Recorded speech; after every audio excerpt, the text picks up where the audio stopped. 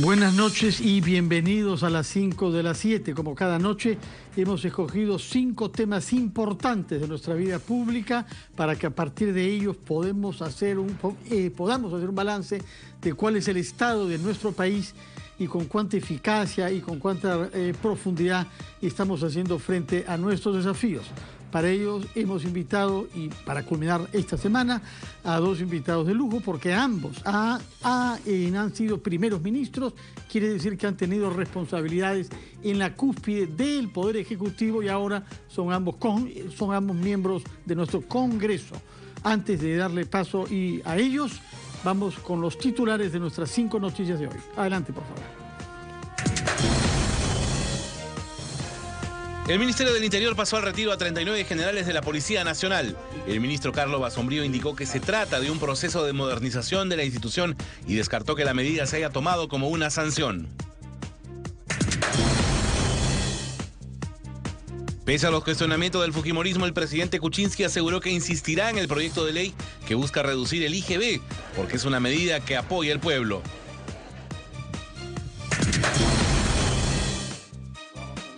En entrevista a un semanario local, Antauro Humala indicó que el gobierno de su hermano Ollanta fue despreciable y que tanto él como su esposa Nadine Heredia terminarán en prisión. Agregó que Heredia Alarcón usó al Partido Nacionalista para enriquecerse.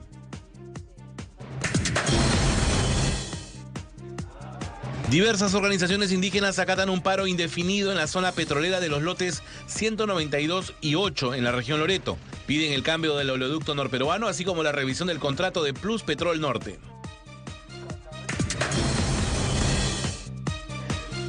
Tras la muerte de una menor que fue ultrajada por 6 sujetos en Ayacucho, la policía informó que una joven de 16 años, amiga de la víctima, estaría implicada en el caso. En tanto, esta tarde se realizó la reconstrucción de los hechos en la vivienda donde ocurrió el ataque. Bueno, han visto nuestras 5 noticias.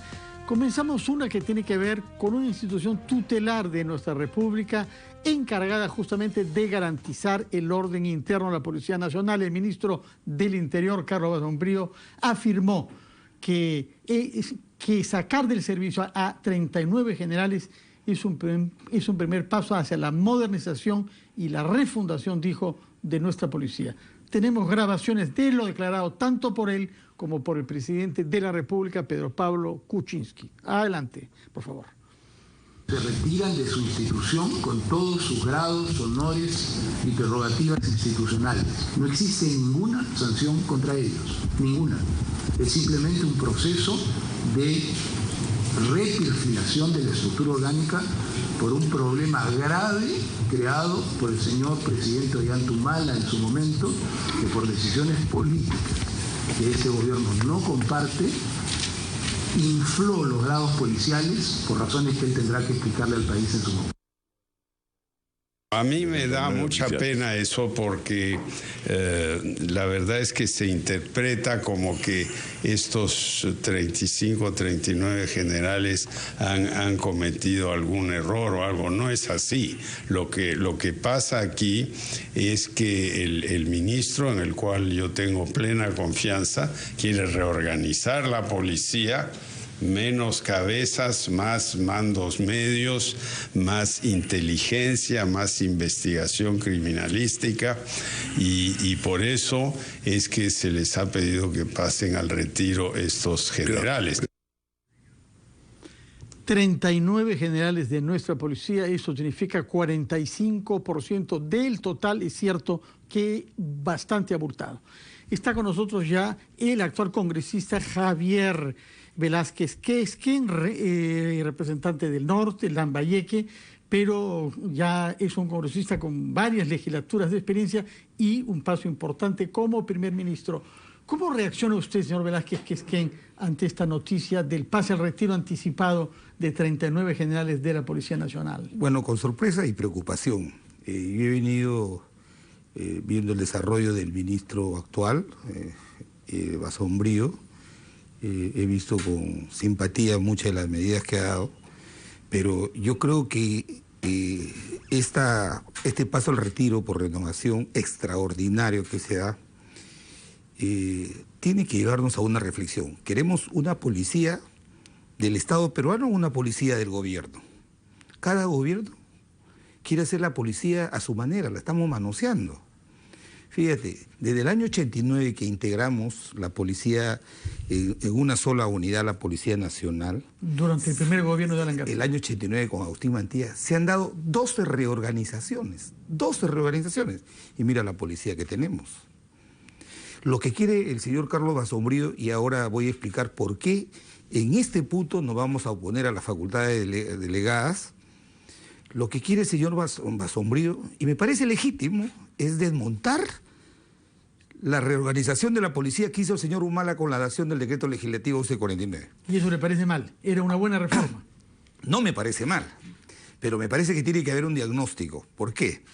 Porque si bien es cierto, el señor Humala pidió facultades para hacer la 12ª reorganización de la policía, pidió facultades delegadas.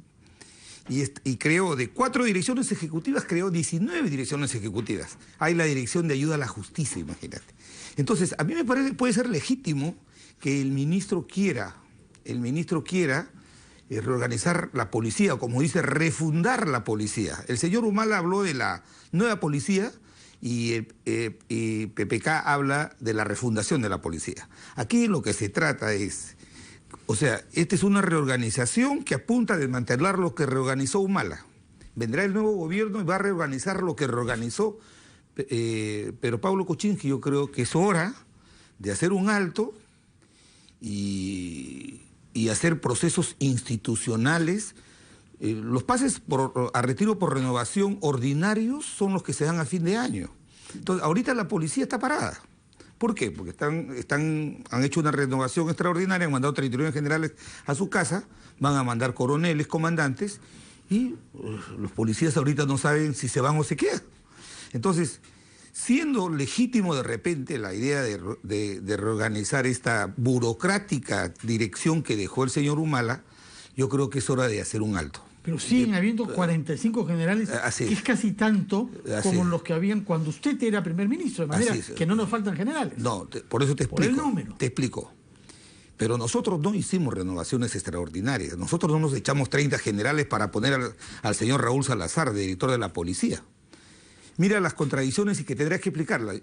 Yo voy a apoyar la reorganización, pero creo que la nueva estructura de la policía, hoy más que nunca, con este pase al retiro, yo creo que debe tomarla el Congreso. Esta parte de la estructura, de la nueva estructura de la policía, debe hacerla el Congreso, no entregarle al gobierno de Pedro Pablo. Nos está anunciando que no van a votar en ese extremo no, en ese extremo no, y te lo voy a explicar por qué. Pero yo quisiera que, por favor... Termino brevemente la idea.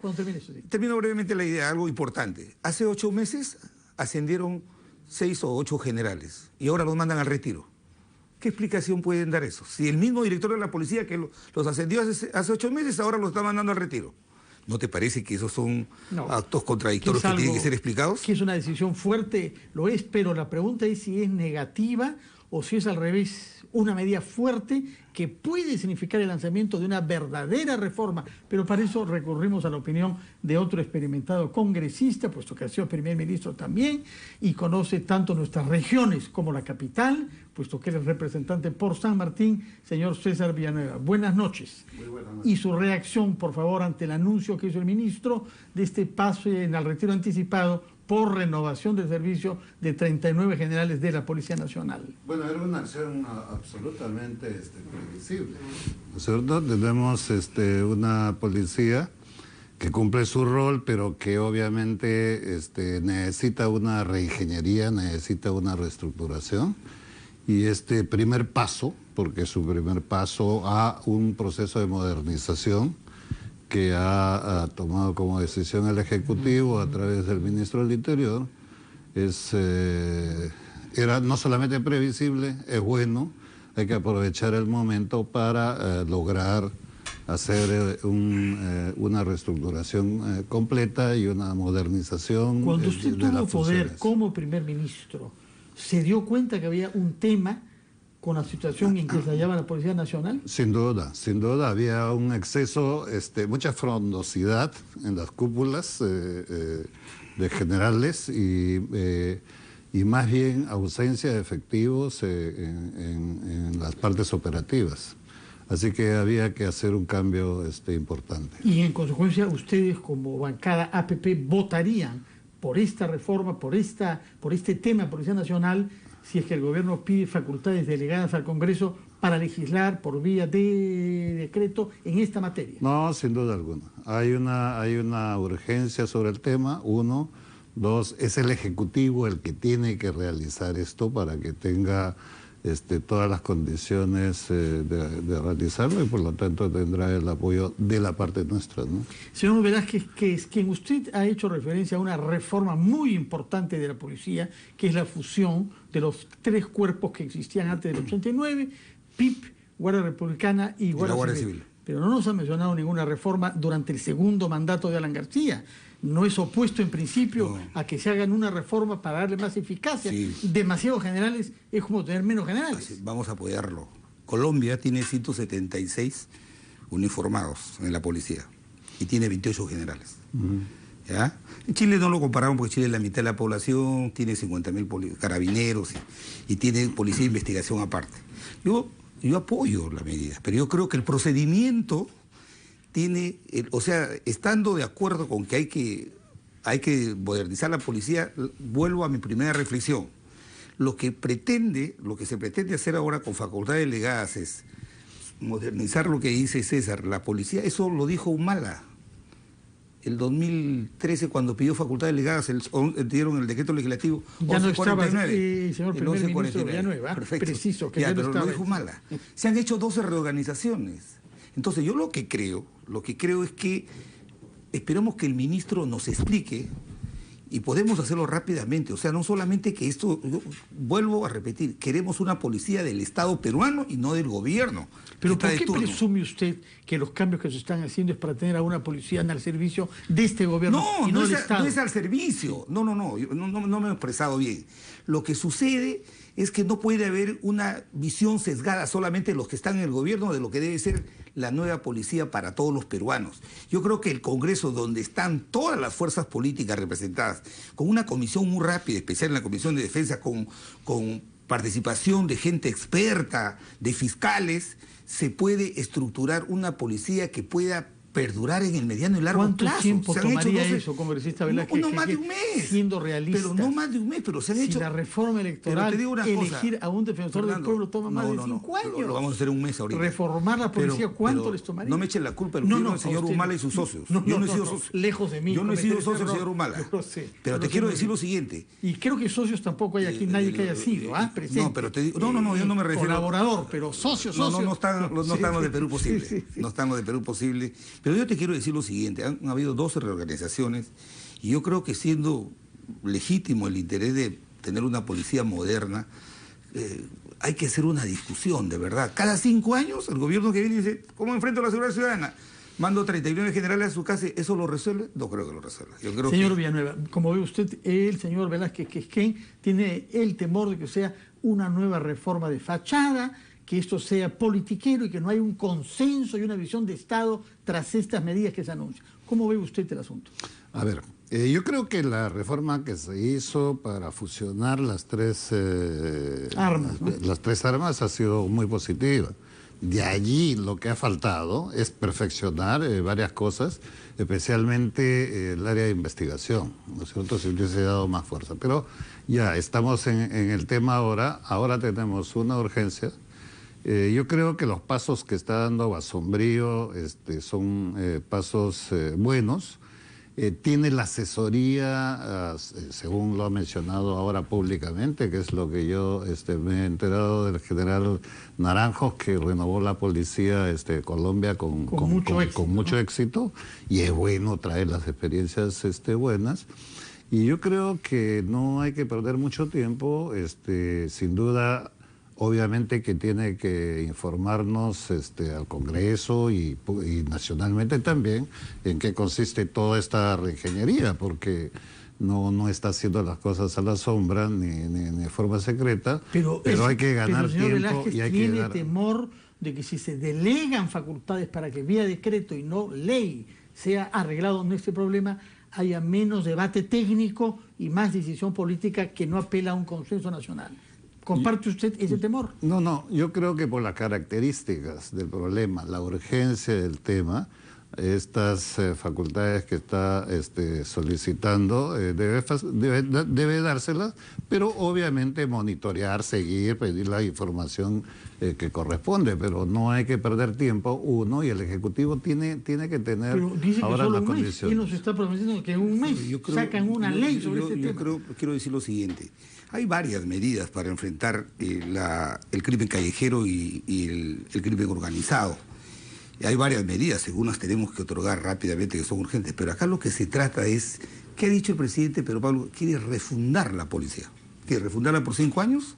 Así el señor Humala también lo planteó. Ciertamente no es por 5 años. Por eso puede ser. Poner bases sólidas. Por eso te digo, esas bases sólidas no pueden salir del Congreso, donde están todas las fuerzas políticas expresadas.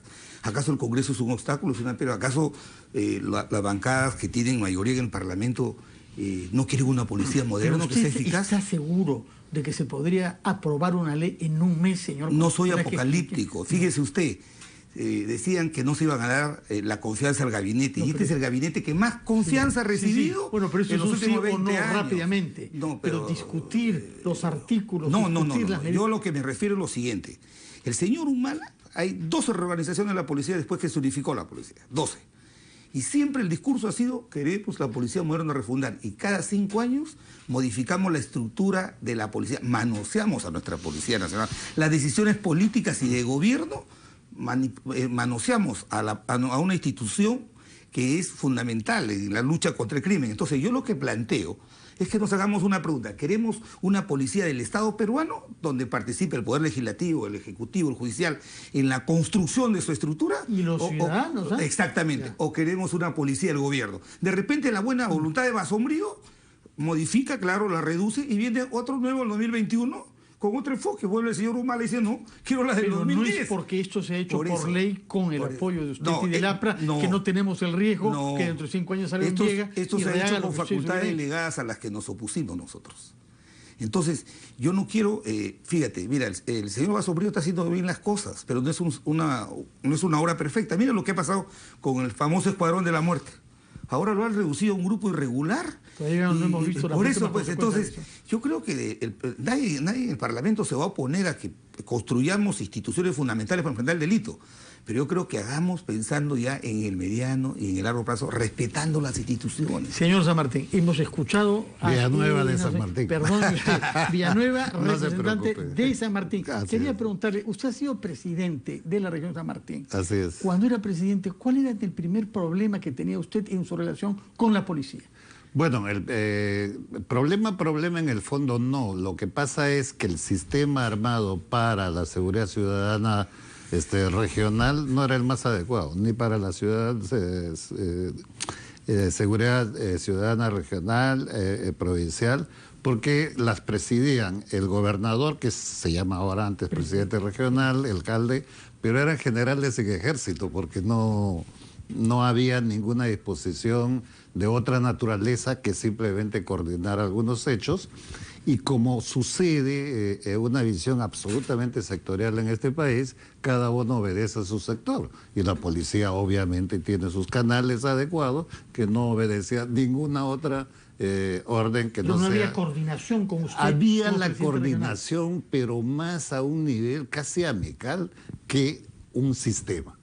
Entonces eso había que modificar, mejorarlo, sin duda, porque el tema de la seguridad no la puedes hacer amicalmente, ¿no? Sino que tiene que haber... No, es que una política de Estado permanente. De Estado permanente, tiene que haber liderazgo, tiene que haber políticas muy claras. La propia policía tiene que unificar, la policía de carreteras pertenece a un comando diferente a la policía territorial. Y si hay un problema, el otro tiene que esperar que su comando le dé autorización para pasar. Todos esos elementos yo creo que hay la necesidad de reorganizarlas. Yo he conversado con los generales para ver estas posibilidades. Ellos lo ven bien la sugerencia, pero que obviamente hay que verlo en un contexto institucional, como se está queriendo hacer en estos momentos. En todo caso, veo que subsiste una gran diferencia entre ustedes dos. El señor Velázquez que anuncia que no votarán la facultad delegada sobre este tema, mientras que usted nos anuncia que su bancada, usted votarán a favor. Tenemos urgencia. Lo veremos la semana próxima. Pero el tema, quiero precisar lo siguiente, yo me refiero, lo voy a plantear bien acá, pero en relación a la estructura orgánica de la Policía Nacional.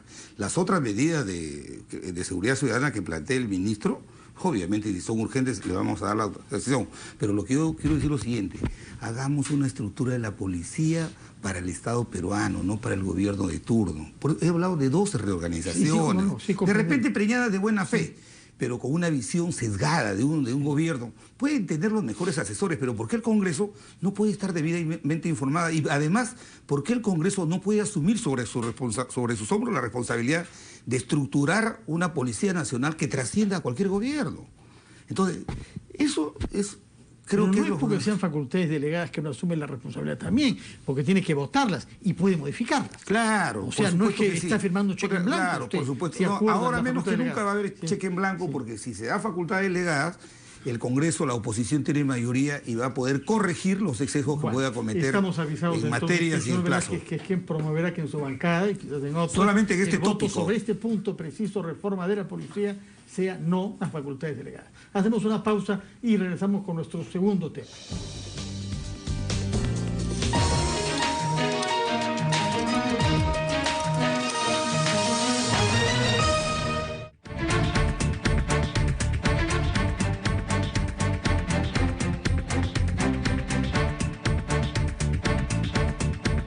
Es tiempo de cambiar.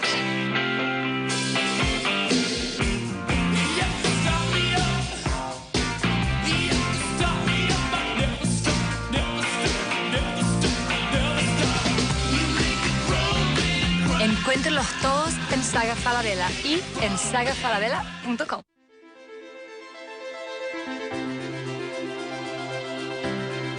Disfruta la suavidad en cada uno de los hilos de la nueva colección de toallas Casatex de 700 gramos, diseñadas en Nueva York y elaboradas con el más fino algodón egipcio. Junta tus stickers, canjealas y haz de tu baño la experiencia más placentera del día. WOM, donde comprar es un placer. Esta noche en Al Estilo Juliana, en exclusiva, conversaremos con el general Máximo Ramírez tras su pase al retiro de la Policía Nacional. Al Estilo Juliana, hoy a las 11 en RPP TV.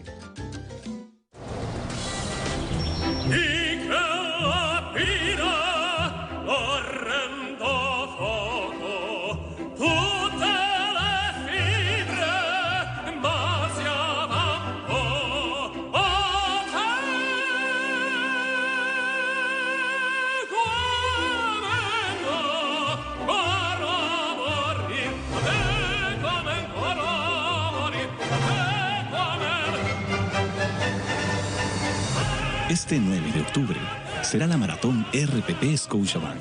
Separa la fecha. Separa tu físico. Porque todos llevamos un runner dentro.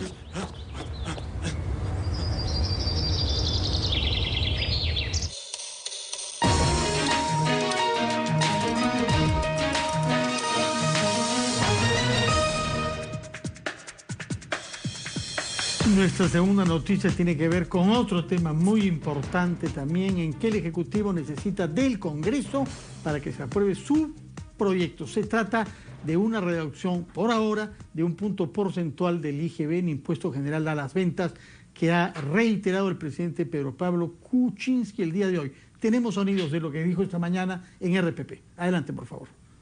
El argumento que dan algunos es las empresas se van a forrar porque no van a bajar el punto, pero eso es mentira. Lo que estamos tratando de hacer es un conjunto de medidas que ayude a la pequeña empresa.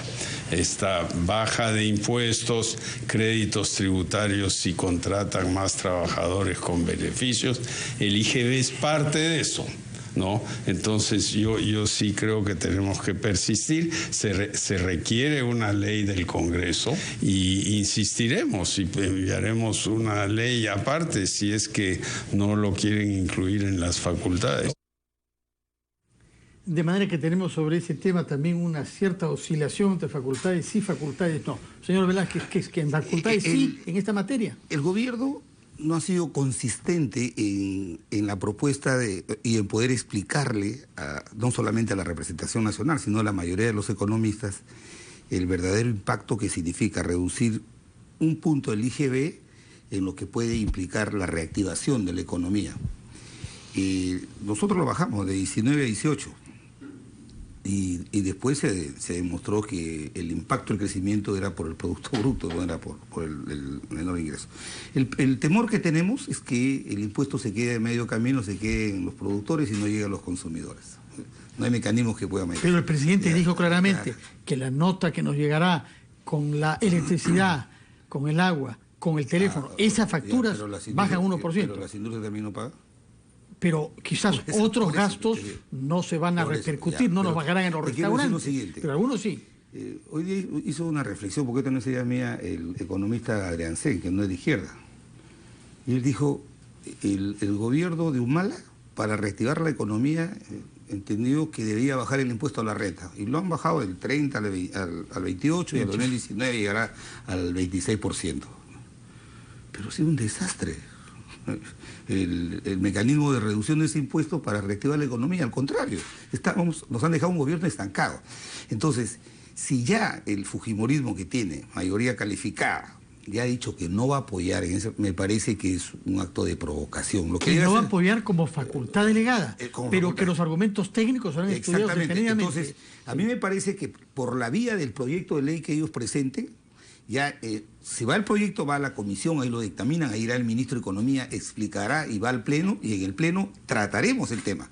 Pero yo creo que yo me inscribo en la línea de que apoyar, por lo menos ver el tema cuando venga el proyecto de ley, no en facultades delegadas. Proyecto de ley, o sea, segundo punto sobre el cual usted está anunciando que no quiere facultades delegadas. Pero el presidente lo ha dicho en la mañana, es anuncio de una muerte que se va, evidente. O sea, si el presidente de la República ha dicho de que si no le dan la facultad, yo veo, si el fujimorismo ha tenido una posición clara, lo ha dicho Cecilia Chacón, presidente de la Comisión de Presupuestos. Más matizado Galarreta, que es perfecto. Que es el vocero, ¿no? Si se deniega, van a presentar el proyecto. A mí me parece más transparente eso, porque necesitamos que el ministro vaya a la Comisión de Economía y que vaya al Pleno para que nos explique. Pero entonces eso puede aplicarse sobre todos los temas, señor congresista. No habrá ninguna facultad delegada, porque usted quiere que pasen por las comisiones y que pasemos meses en esto. No, te digo, en cuanto al IGB, hay otras medidas reactivadoras. A ver, nos dirán más tarde quizás sobre cuáles sí usted votaría por lo que acaba de decir el presidente.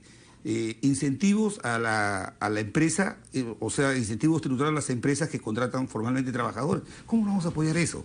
Pero el tema del IGB ni siquiera es responsabilidad de la bancada prista, sino que la mayoría que tiene el Parlamento se oponen a dar facultades en esta materia. Señor Villanueva, su punto de vista sobre este asunto tributario. ¿Se debe bajar el IGB en un punto este año con el plan de que baje 1% el próximo y 1% más hasta fijarse en 17%? No, arranca el 2017. Sí. Y el próximo año aprobar ya que baje desde el 1 de enero. A ver, por experiencia, mi opinión es que primero tenemos que ordenar la política tributaria en este país, porque tenemos zonas donde hay exoneraciones de IGB, hay zonas que no tienen exoneraciones, y yo vengo de una zona donde hay exoneraciones de IGB, que es toda la Amazonía, además de IGB, reintegro tributario y todas esas cosas.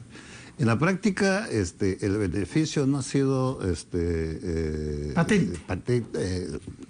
claro en esta exoneración del IGB, ¿no es cierto? Sin embargo, yo soy partidario de que hay que buscar políticas tributarias que incentiven. Para reactivar la economía necesitamos que incentive, por ejemplo, la inversión privada en términos de valor agregado, en temas de industrialización. Pero este IGB que tenemos comercialmente no nos ha beneficiado porque pagas el mismo, como si el IGB estuviese vigente. Por eso es que yo soy cauteloso en esta decisión de bajar el 1%, que no daría los resultados. Sin embargo, quisiéramos que nos explique mucho más el ministro de Economía para entender bien cómo en un momento donde nuestra economía está en bajada, ¿no? Está enfriada. Se están cayendo los impuestos. Los datos dados por el mismo... Se recauda menos porque hay menos producción. Sí. Hay preocupación con los datos oficiales que nos ha alcanzado el propio ministro de Economía. Entonces, quisiéramos ver con más claridad cómo es esta propuesta que, bajando el IGB, puede mejorar las condiciones de recaudación. Otro argumento que ha sido dado adelante por el presidente Kuczynski hoy, que quizás sea sensible, digamos, a la prisma original, es que los que tienen menos recursos gastan todos sus ingresos en el consumo, de manera que son penalizados en 18% sobre el total de su ingreso, mientras que los que tienen más ingresos no gastan todo porque ahorran una parte. Resulta que proporcionalmente pagan menos IGB que los más pobres. Sí, pues claro. A ver. Pero, entonces, ¿por qué la brecha de desigualdad cada vez es más amplia? Es una reflexión que tiene su memoria. Pero te quiero explicar lo siguiente. Lo poco que conozco básicamente de economía me hace reflexionar lo siguiente. ¿Qué genera un efecto reactivador? ¿Qué reactiva una economía de un país como el nuestro? La inversión privada, la inversión.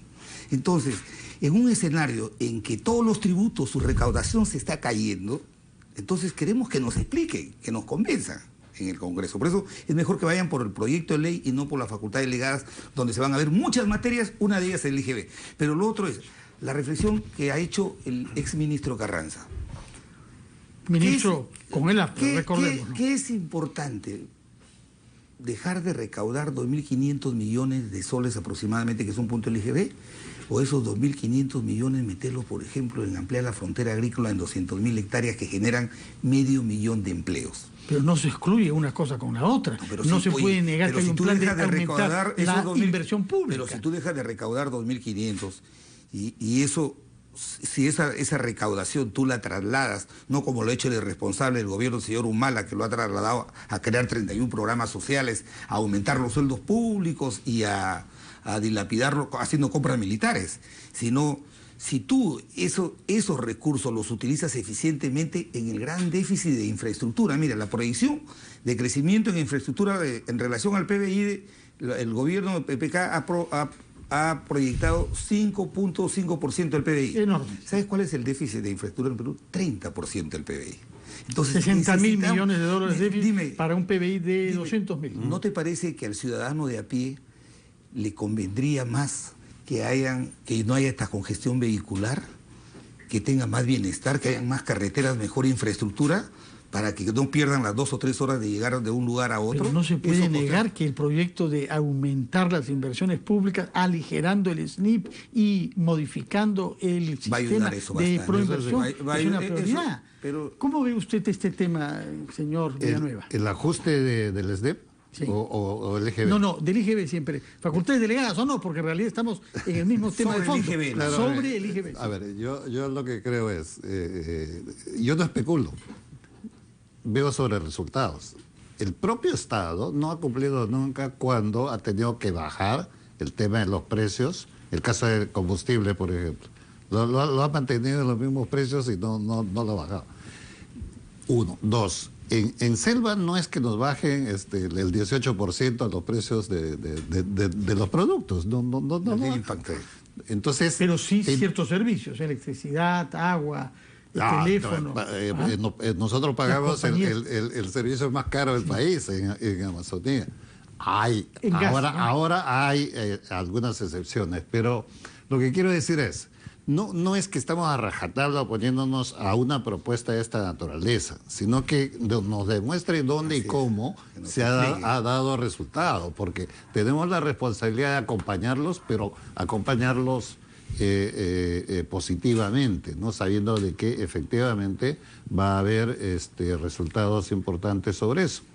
Entonces, en la experiencia de Amazonía eso no se ha dado. A mí, por ejemplo, me interesaría mucho que baje el 1% porque vamos a proponer una ley o una iniciativa legislativa para la Amazonía en conjunto pero ordenando la política tributaria para generar incentivos donde la economía de la Amazonía se fortalezca. Pero necesitamos tener claridad, porque nosotros hemos eliminado nuestras exoneraciones de reintegro tributario. Con eso hemos puesto un fondo de inversión. Eso es lo que me gustaría ver, estas nuevas estrategias nacionales. Coinciden en un punto, que el tema específico del IGB solamente se legitimaría al interior de un contexto general, propuesta general de reactivación. Veremos el día que tengan que votar qué cosa vota cada uno de ustedes dos, en particular, y sus bancadas respectivas. Por ahora, lo que nos toca es hacer una pausa antes de ir a otro tema que tiene que ver con declaraciones formuladas por el hermano del expresidente sobre los 5 años pasados. Pausa y regresamos.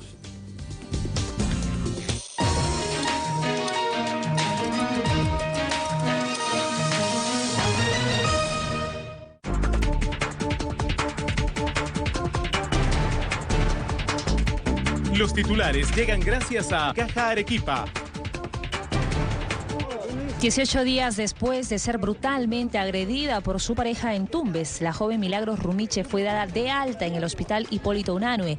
Ella pidió justicia para que su agresor Carlos Feijó Mogollón sea juzgado. La presidenta de la Comisión de Defensa, Luciana León, anunció que el exministro Pedro Cateriano será citado la próxima semana a dicho grupo de trabajo para informar sobre las compras militares realizadas durante su gestión.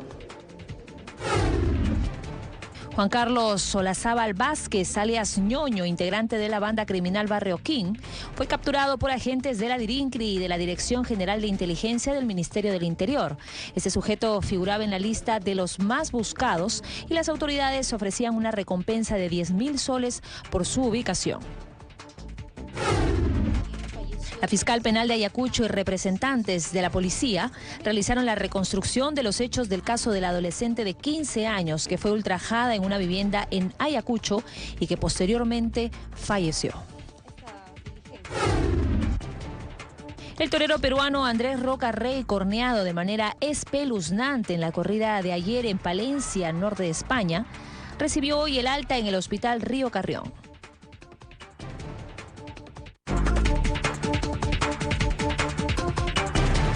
Los titulares llegaron gracias a Caja Arequipa. Saca tu crédito al toque para lo que necesites. Encájate y vive la experiencia de servicio con Caja Arequipa.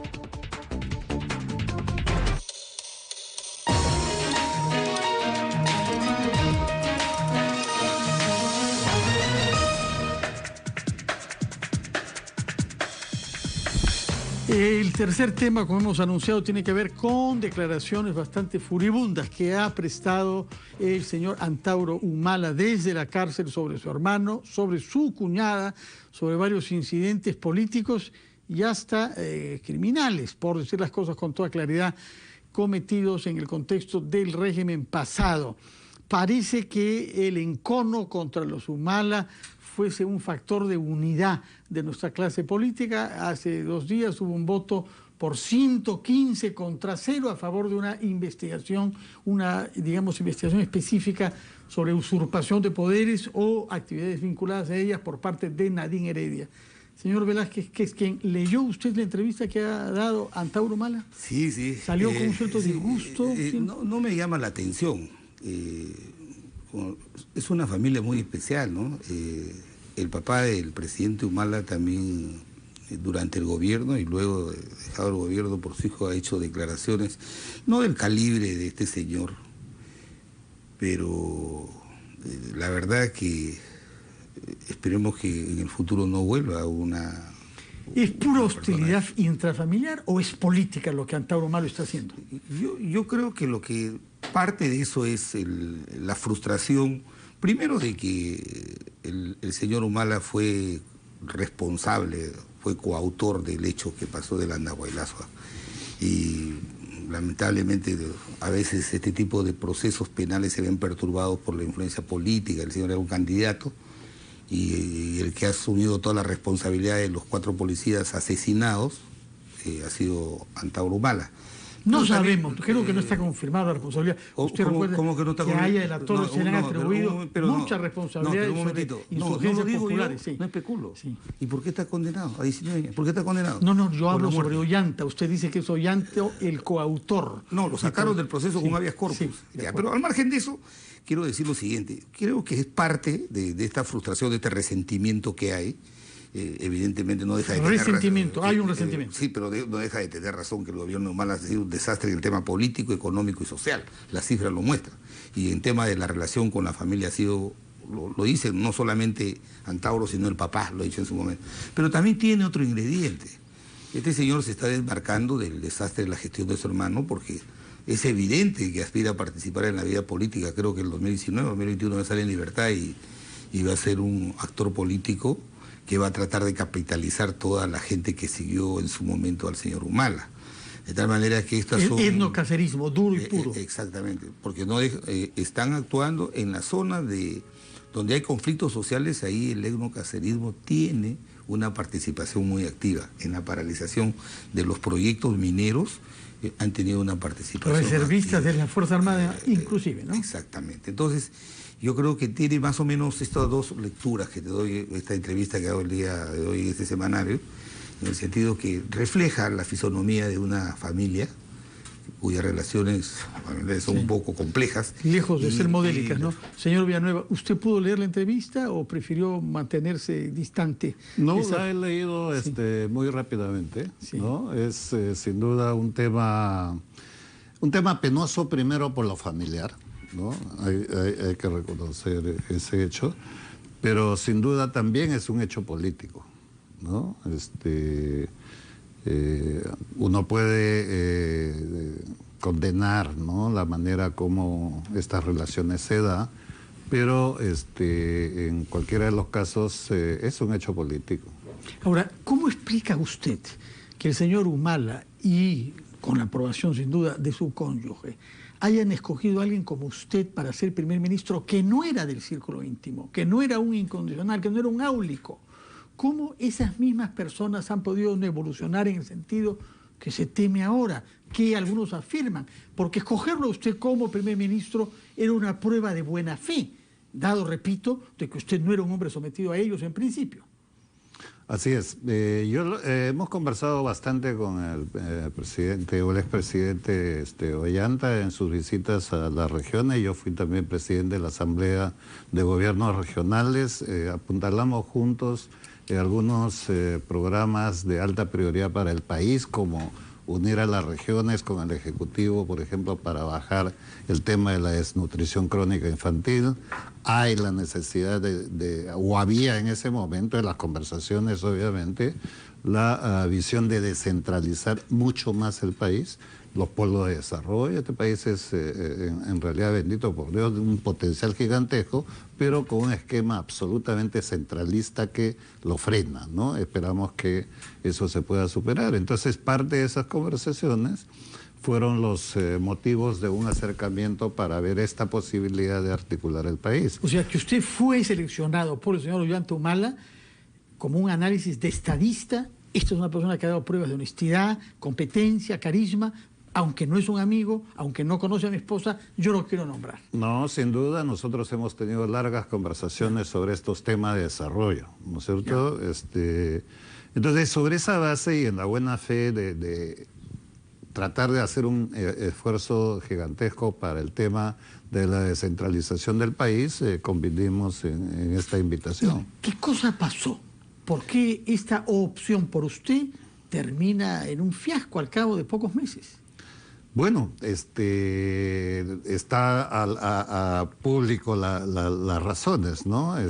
La interferencia, la señora Ladín, cuando había que tomar una decisión en un momento político importante, ¿no es cierto?, donde la CGTP pedía la necesidad de ver el tema del salario mínimo vital, coincidente además también con una propuesta hecha en el 2011 por el propio presidente Ollanta, cuando aumenta el salario mínimo vital en esa fecha, de determinar, revisar, no aumentar, sino revisar cada 2 años cómo está el comportamiento de la competitividad, la inflación, etcétera, para ver si corresponde o no hacer nuevos aumentos. En otros países es anualmente. Usted se pronunció como primer ministro y fue contradicho, y en una cuarta silenciado por la jefa del partido. Naturalmente, usted es público, salió en gestión, salió en los periódicos. Recordamos todos, pero en ese caso concreto, entonces usted está acreditando que sí hubo interferencia en el ejercicio del poder del Estado. Del momento que hay una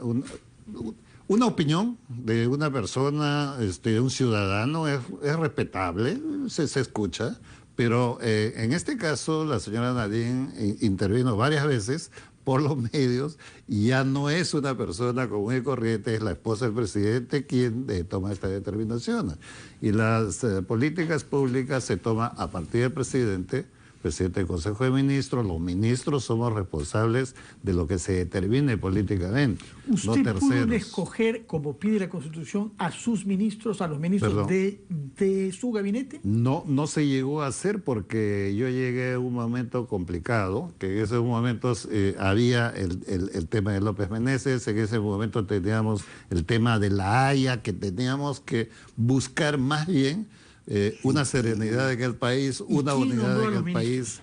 ¿Perdón? ¿Quién nombró a los ministros? ¿Quién los escogió? No, después en esos momentos no hubo los cambios, excepto el ministro del Interior y el ministro de Educación, ¿no? El ministro de Educación fue propuesto por el presidente, me pareció a mí una persona adecuada, y el ministro del Interior, Galván, lo propuse yo. Y fue el único ministro que usted propuso. Fue lo que cambiamos en esos momentos, porque solamente se cambiaron a dos ministros. Bueno, hay este tema político, señor Velázquez, pero usted que ha leído la entrevista, me parece con más detenimiento que el señor Villanueva, que ha tratado de leerla, parece con las justas para que no le salpique todo ese clima de encono y resentimiento cainita, hay que decirlo, puesto que él anuncia que su hermano y su cuñada irán a la cárcel. Por delitos comunes y no por delitos políticos.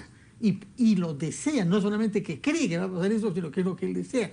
Y efectivamente usted dice que han usado la política para enriquecerse y que son cómplices de asesinatos privados por ocultamiento de las agendas, incluso de la muerte de un sobrino carnal, de manera que estamos ante unas acusaciones cainitas, ¿no es cierto?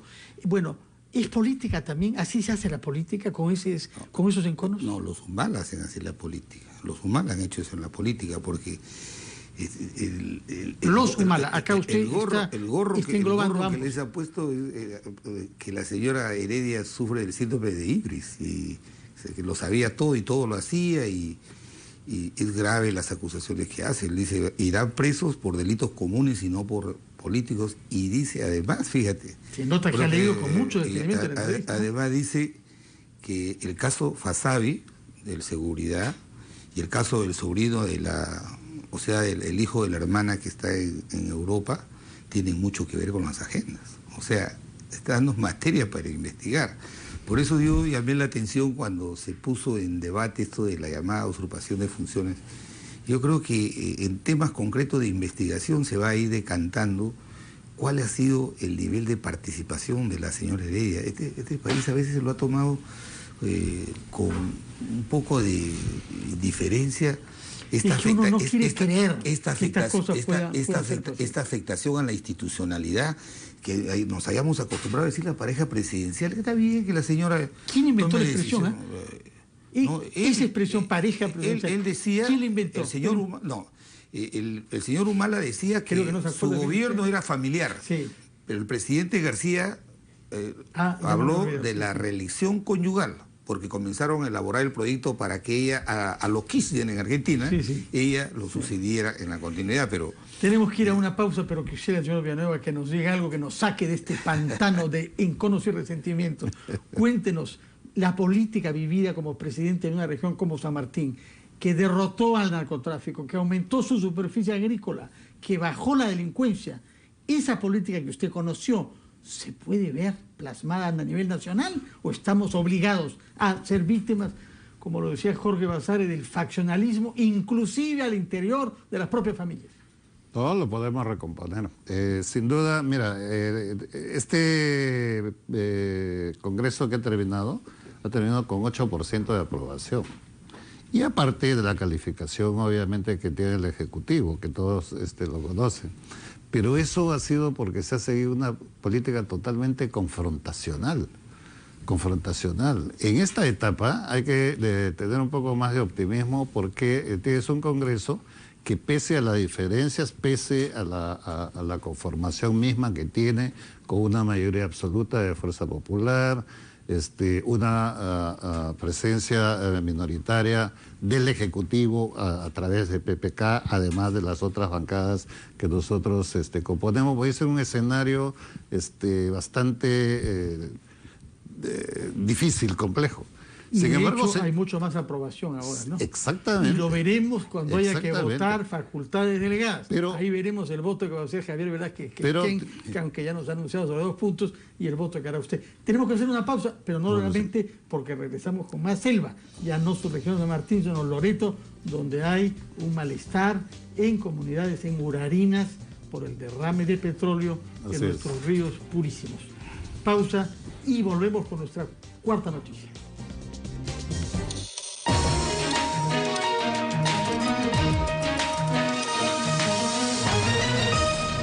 ¿Dónde se ha metido el cuy mágico? El cuy viajó para prepararse, conocer nuevos mercados, aprender nuevas tecnologías. Wonderful. Para ayudar a los empresarios con sus planes, como Emilio Díaz, que le enseñó cómo modernizar su negocio. O a Doña Esther, aconsejándole qué crédito le conviene para crecer. Y a los Palacios, diciéndoles cómo hacer operaciones sin dejar la chamba. La plata ahora, con consejos, llega. En tus planes de crecimiento, contigo, BCP.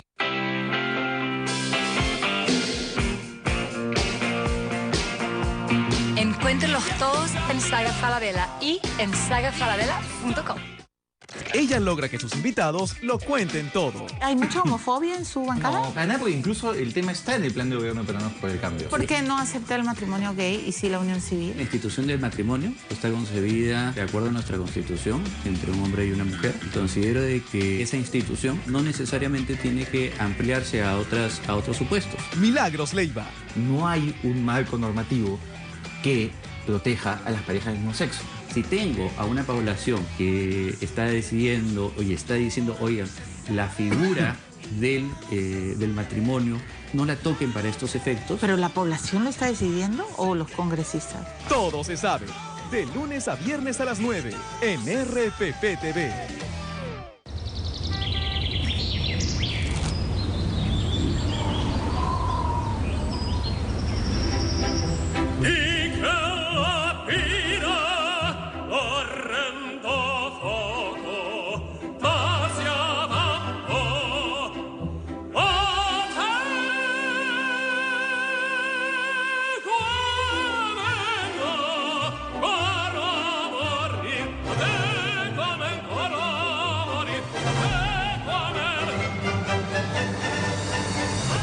Este 9 de octubre será la maratón RPP Scotiabank. Separa la fecha. Separa tu físico. Porque todos llevamos un runner dentro.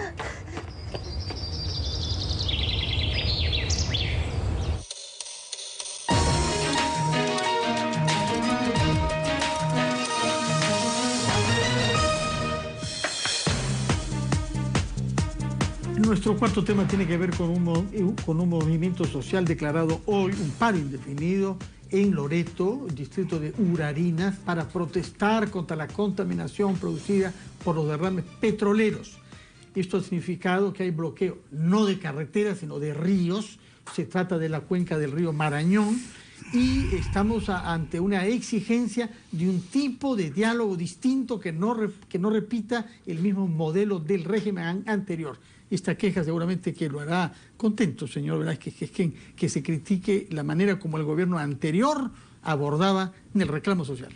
Bueno, en este tema de los derrames tiene mucho que ver con el rol que tiene Petroperú, el control del pozo 198, el 192 y el pozo del lote 8. Pero no dejando de ser legítima la demanda no solamente son las comunidades, como se ha dicho, de Marañón, sino también son del río Corriente y del Tigre, que están haciendo esta protesta ahí en las cuencas. Me parece legítimo que abordemos el tema de estos derrames, pero si tú lees la plataforma, sí, es un tema ya de reivindicación que va más allá, sí, de una legítima demanda. Es cierto que el gobierno anterior, que ya, supuestamente representaba a esos pueblos, establecía mesa de diálogo y nunca abordó el tema. Pero yo estoy viendo la agenda de la plataforma, sí, el pliego de reclamos.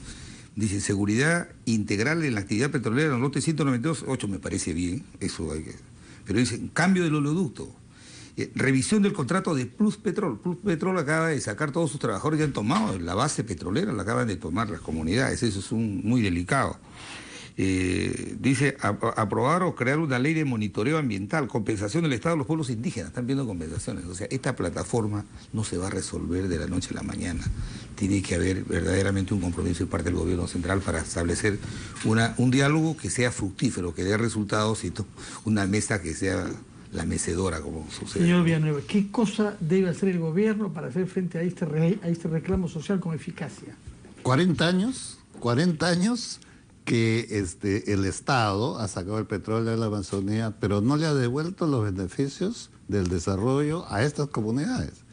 Y estas comunidades 40 años han esperado. Estas comunidades no son antipetroleras, antimineras. Es gente que ha esperado por lo menos que haya una presencia del Estado con los servicios básicos de educación, de salud, etcétera, para estas comunidades. Si ustedes se acuerdan, en el lote 192 se pedía la mesa de diálogo, la mesa de trabajo para conversar este tema. No decían fuera de presa, estaban diciendo, sí, sentémonos a conversar, sí, y a ver, sí, cómo resolvemos la compensación. Cuando usted tenía la responsabilidad política sobre San Martín, este tema del oleoducto y de la negligencia frente a la contaminación ambiental, ¿era ya tan grave como lo vemos ahora? No pasa directamente, sí, por la región de San Martín, es más en la región Loreto, pero el impacto es igual para todos los amazónicos. Entonces hay la necesidad del diálogo, pero el diálogo escuchando y actuando. Las conversaciones que se han tenido permanentemente en las mesas de diálogo, se han tenido conversaciones por años. Pero los acuerdos, las conclusiones nunca han sido vinculantes con los presupuestos para resolver el problema. Y ahí están las consecuencias, ríos bloqueados, comunidades indígenas movilizadas con esta plataforma. Tenemos pocos minutos y yo quisiera que terminemos esta semana y este programa rindiendo homenaje a nuestra joven compatriota de 15 años desaparecida de manera cruel en esta violación colectiva de la que fue víctima el viernes pasado, hace 7 días. El general Roger Tello, jefe de la región Ayacucho, nos ha hecho saber que están identificados las 6 personas que han participado en esta violación, pero lo que se descubre es que había una casa que se usaba para este tipo de prácticas y una persona más detenida ya, que es una joven mujer.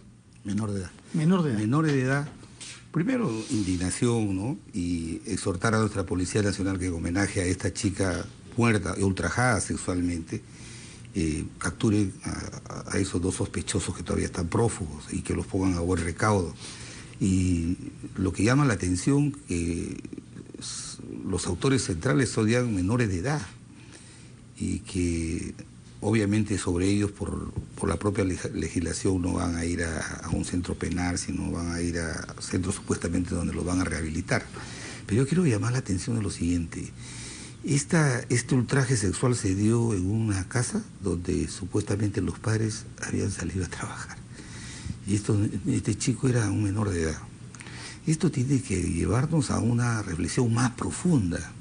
Mientras que en sociedades donde la educación es el que orienta el progreso y el bienestar de la gente, como Finlandia, por ejemplo, donde ahí el preescolar se hace hasta los 7 años y en el hogar para consolidar los valores de familia, en sociedades como las nuestras que no están integradas valorativamente, nosotros estamos preocupados que a los 2 o 3 años queremos dejar al chico en una guardería o mandarlo a un colegio porque pagando 100 o 200 soles para que ahí Nosotros descuidamos la tarea fundamental de que la usted formación subraya de el tema educativo, preventivo y Señor educativo. Villanueva, por favor, su experiencia como gobernador de una región. Primero, por los hechos, por el relato de la familia y también por las autoridades que han intervenido, nos falta reflejo como autoridades y como sociedad, porque no ha sido el único caso que se ha dado esta repugnante hecho allí, en esta casa, sino parece que ha habido también anteriormente otros hechos de esa naturaleza y no ha habido una reacción. Lo segundo es que estamos frente a una crisis de valores y eso no lo vamos a poder resolver tan rápidamente por un decreto, por una ley, sino que tenemos que hacer un fuerte trabajo de fortalecimiento de los valores a través de la educación.